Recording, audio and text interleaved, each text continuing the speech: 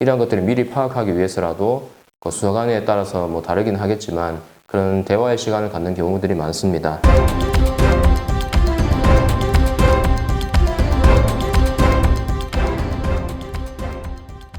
안녕하세요.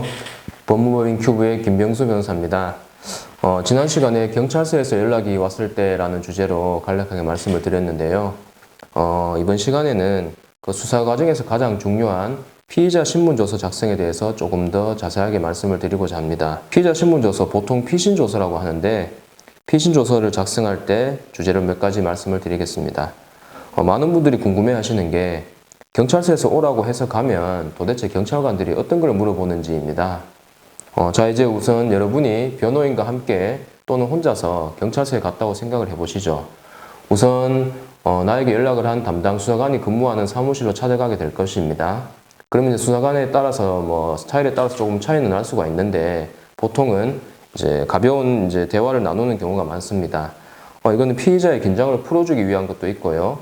수사관 입장에서도 피의자의 성향이나 어떤 스타일들을 파악하기 위해서도 중요하고, 특히 피의자가 자기가 받고 있는 혐의에 대해서 인정을 하는지 부인을 하는지에 따라서 피의자 신문조서를 작성하는데 방향이 달라지기 때문에 이러한 것들을 미리 파악하기 위해서라도 그 수사관에 따라서 뭐 다르긴 하겠지만 그런 대화의 시간을 갖는 경우들이 많습니다. 그리고 이제 본격적인 조사를 시작하기에 앞서서 수사관이 피의자의 권리를 읽어줍니다. 이 권리에는 묵비권을 행사할 수 있다는 것, 두 번째로는 묵비권을 행사하지 않고 행한 진술은 법정에서 유죄의 증거로 사용될 수 있다는 것, 그리고 세 번째로는 변호인의 조력을 받아서 피의자 신문조서를 작성할 수 있다는 것이 되겠습니다. 그 이후에는 이름, 직업, 학교, 최종 학력, 종교, 사회 경력, 훈장이나 포장을 받은 사실이 있는지 등 어떻게 보면 신변 잡기에 가까운 그런 질문들을 하게 되고요.